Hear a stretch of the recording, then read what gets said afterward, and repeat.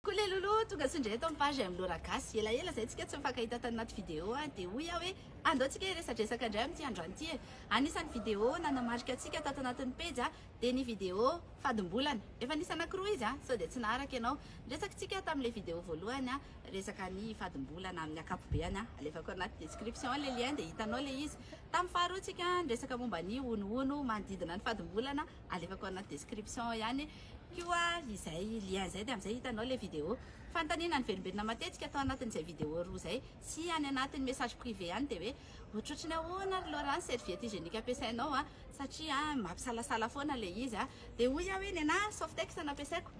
efa ataona maromaro zay nampiasan'izy ity ny antony dia satria rehefa tonga ny fadim-bolana dia somary mararirary loha kely zay tsika mararirary kibo tsy dia à l'aise kely zay dia hoy izy za hoe inona reny serviette hygiénique mety hoe ampandriny saiko hoe mba tsy eritreretako be loatra hoe sao dia misy mahita ao ary mba pataloako ao ary hoe règle sao dia mba midéborde ary izao dia hitan'olona avy aty ivelany hoe tonga ndraiky fadim-bolany Laura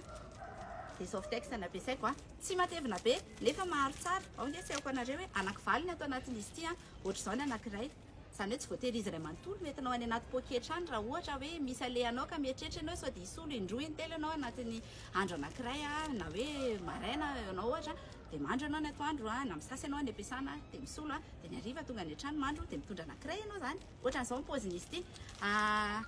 misy tranony ohatran'izao ny anankiray dia ny ao anatiny sateoko anareo ohatrany ahoana misy an'ilay sofiny kely iny le tena mampandrisaina iny apetakitsika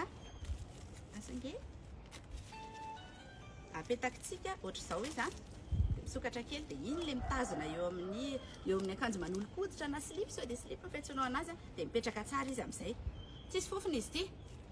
zany hoe tsy atahoranao hoe sao dia sanatriny zany hoe misy fofona hafahafa tsisy fofona izy ity tsy mampisy allergie dia coton ty zavatra ity zany hoe mety tsara amin'ny hoditra ao mety tsara amina bebe allergie ity dia zay mino fa voavaly tao anatin'izay resadresaka izay daholo ny fanontaniantsika dia Softex ampiasaina dia milamina ny saina io izy io